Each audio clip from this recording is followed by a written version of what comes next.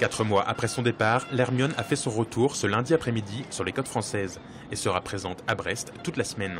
Partie en mai de Rochefort, son port d'attache, la réplique de la célèbre frégate de Lafayette a été durant 2 mois la star des fêtes de commémoration de l'indépendance des États-Unis.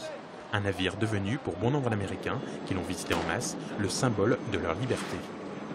Elle a transporté Lafayette aux États-Unis en 1780. Ça n'a pas été son premier voyage ni son dernier voyage, mais c'est le premier voyage où il est passager d'une frégate royale. Donc ça montre l'engagement officiel de la France aux côtés des 13 colonies américaines. C'est presque davantage une question symbolique qu'une question de réelle portée historique. Les peuples ont besoin de gros symboles, et de grands symboles, et aux États-Unis en particulier, on les aime. Et de ce côté-ci de l'Atlantique, son retour n'est pas non plus passé inaperçu.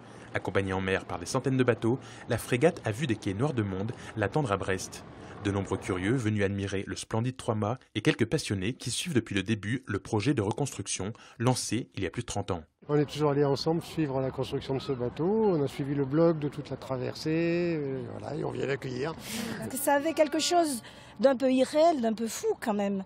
Et en fait, c'était réalisable et ça s'est réalisé. C'est un projet qui était très audacieux, qui a été plusieurs fois pas remis en cause, mais qui a eu du mal à aboutir parce que pour des raisons techniques, pour des raisons financières et tout ça. C'est toujours très émouvant quand on le voit partir, mais aussi quand on le voit revenir, bien entendu. On a utilisé tous les matériaux d'origine, avec des bois qui étaient très anciens. On a forgé toutes nos pièces sur place à Rochefort.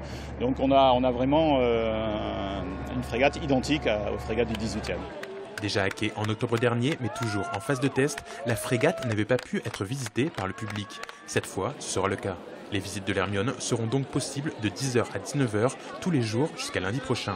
Puis elle repartira à Rochefort avant de revenir l'année prochaine comme invitée d'honneur des Fêtes maritimes de Brest 2016, consacrées à la Russie et aux États-Unis.